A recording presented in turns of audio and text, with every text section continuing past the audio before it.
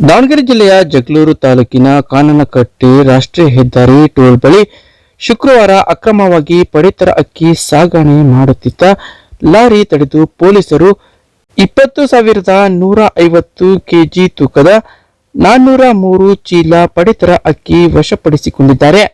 ಪ್ರಕರಣ ಸಂಬಂಧ ಲಾರಿ ಚಾಲಕ ಕೊಪ್ಪಳ ಜಿಲ್ಲೆಯ ವೀರೇಶ್ ನಿಂಗಪ್ಪ ಕುರ್ನಾಲ್ ಎಂಬಾತನನ್ನು ವಶಕ್ಕೆ ಪಡೆಯಲಾಗಿದೆ.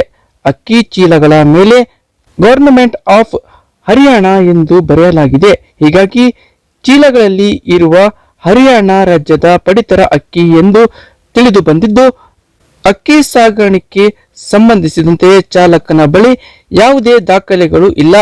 ಲಾರಿಯಲ್ಲಿ ಅಕ್ರಮವಾಗಿ ಅಕ್ಕಿ ಸಾಗಿಸುತ್ತಿರುವ ಬಗ್ಗೆ ಪೂರ್ವ ವಲಯ IGP doctor BR Ravikant Gowda ಅವರಿಗೆ ಖಚಿತ ಮಾಹಿತಿ ಬಂದಿದೆ.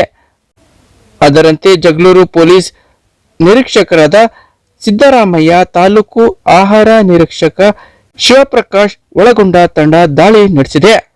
ಈ ಕಾರ್ಯಾಚರಣೆ ನಡೆಸಿದ ಇನ್ಸ್ಪೆಕ್ಟರ್ ಸಿದ್ದರಾಮಯ್ಯ, ಸಿಬ್ಬಂದಿಗಳಾದ ಪಾಕ್ಷಣ್ಣ, ನಾಗರಾಜಯ್ಯ, ನಾಗರಾಜ್ ಮತ್ತು ನಾಗಭೂಷಣ್ ಅವರ ಕಾರ್ಯಾಚರಣೆ ಪೂರ್ವ ವಲಯ IGP doctor BR Ravikant Gowda ಹಾಗೂ ದಾವಣಗೆರೆ SP ಶೇಖರ್ HT ಶ್ಲಾಘಿಸಿದ್ದಾರೆ.